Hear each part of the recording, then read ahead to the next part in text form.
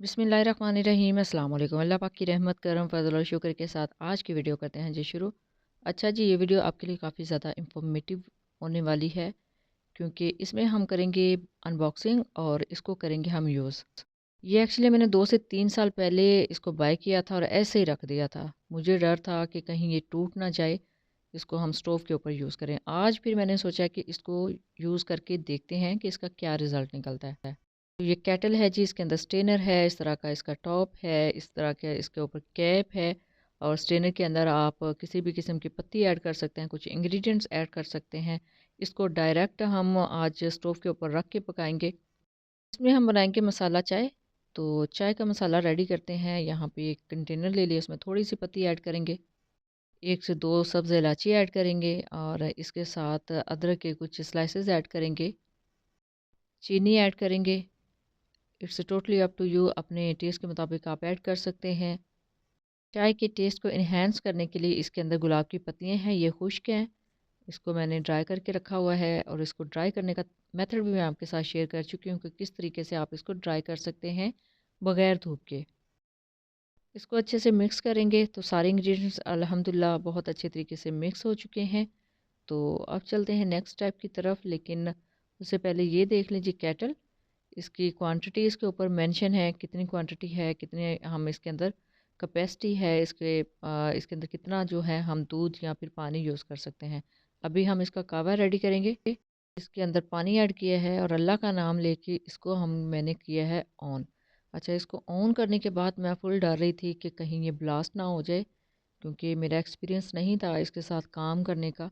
तो जस्ट चंद सेकंड के लिए मैंने इसको ऐसे देखा है कि ये कहीं ब्लास्ट ना हो जाए, फट ना जाए, टूट ना जाए सारा जो क्रिस्टल है इसका। लेकिन चंद सेकंड के बाद मुझे तसल्ली हो गई थी कि ये बिल्कुल परफेक्ट है, ये टेम्पर ग्लास है, ये नहीं टूटेगा। अब इसके अंदर ऐड करेंगे जी अपना जो मसाला रेडी किया है चाय के लिए वो। केटल में पानी या दूध आपने इतना रखना है कि मसाला जो है वो इसके अंदर डीप हो, उसका असर बाहर तक आए। अब मैंने इसके अंदर स्ट्रेनर रख दिया, स्ट्रेनर को सेट कर दिया है, पानी इतना रखा है कि इसके अंदर जो मसाला है उसका असर जाता रहे। यहाँ 1 से 2 मिनट के बाद जो है इसके अंदर बॉयल आना स्टार्ट हो गया था। इसका ऊपर जो लिड है वो मैंने लगा दी थी और ये देखिए जी, इसका जो कलर है वो चेंज होना स्टार्ट हो गया है। अभी ये जो कावे की शेप में आना स्टार्ट हो जाएगा। ये देखिए बहुत अच्छे तरीके से इसके अंदर बबल बन रहे हैं। ये मैंने ऐसे ही रख दी हुई थी, डरते हुए कि कहीं ये ना हो कि इसको हम स्टोव के ऊपर यूज़ करें तो ये ब्लास्ट कर जाए। लेकिन अल्हम्दुलिल्लाह आज फिर मैंने सोचा कि इसको यूज़ करके देखते हैं।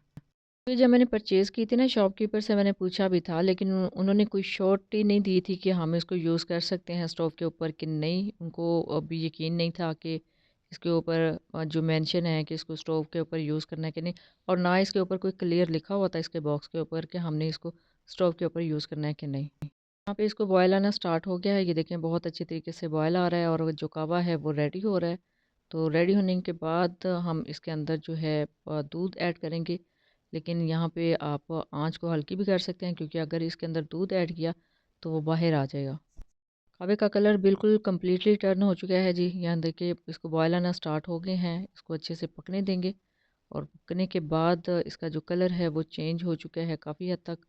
अब इसके अंदर ऐड करेंगे दूध, और दूध जो है ना वो डायरेक्टली स्टेन होके कावे के अंदर एंटर होगा, शामिल होगा। ये देखें जी, ये इसके अंदर ही स्टेन हो रहा है बहुत अच्छे तरीके से। और इस केटल की सबसे बेस्ट बात मुझे यही लगी है कि इसके अंदर स्टेनर मौजूद है, आपको चाय जो है वो बाद में स्टेन नहीं करनी पड़ती। दूध बाहर गिर रहा था, उसको मैंने मैंने अच्छे से रिमूव किया और उसके बाद बाकी का दूध इसके अंदर ऐड किया है। तो ये देखें बहुत अच्छे तरीके से कावे के अंदर दूध शामिल हो गया है। अब ये इसको बॉयल आना अगेन स्टार्ट होगा तो उसका वेट करना है। थोड़ा सा दूध मैंने और ऐड किया है क्योंकि मुझे दूध थोड़ा कम लग रहा था। अगेन इसको कवर करके रख देंगे और कवर करने के बाद इसको बॉयल आने तक पकाएंगे और इसके अंदर जो बॉयल है वो बहुत अच्छे तरीके से आता है। यहाँ पे आपने एहतियात करनी है कि बहुत ज़्यादा जो इसकी हीट है वो ज़्यादा हाई नहीं होनी चाहिए, क्योंकि फिर ये जितनी चाय है या फिर दूध है ये बॉयल होने के बाद बाहर गिरता है। तो यहाँ पे मैंने एक मरतबा फिर सारी पत्ती को मिक्स कर लिया था और यहाँ पे देखें जी अल्हम्दुलिल्लाह बॉयल आना स्टार्ट हो गया है। बॉयल आने के बाद ये देखें अचानक से ये बाहर निकलना स्टार्ट हो गया था, तो इसको मैंने नीचे से इसका जो फ्लेम है वो थोड़ा स्लो कर दिया था। ये देखें इस तरीके से आप भी हल्की आंच पे आप इसको पकाएंगे ताकि इसके अंदर अच्छे से बॉयल आना स्टार्ट हो जाए। چائے بہت اچھے طریقے سے اس کے اندر جو ہے وہ پک رہی ہے، سیم ایسے ہی جیسے کیٹل کے اندر پکتی ہے، اور بیسٹ بات مجھے اس کی یہی لگی ہے کہ اس کے اندر سٹینر موجود ہے۔ ادروائز اگر آپ سٹینر کے بغیر پکانا چاہیں تو آپ بغیر بھی پکا سکتے ہیں، اٹس ٹوٹلی اپ ٹو، یہ کوئی بہت زیادہ مشکل کام نہیں ہے کہ سٹینر کے بغیر آپ اس کو پکائیں۔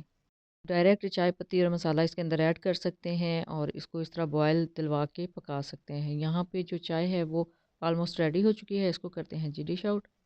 یہاں پہ ایک پیارا سا کپ لے لیا ہے، اس کے اندر ایڈ کریں گے چائے۔ بسم اللہ الرحمن الرحیم۔ یہاں پہ سٹینر اس کے اندر ہے آلریڈی، تو اس کو سٹین کرنے کی ضرورت نہیں ہے۔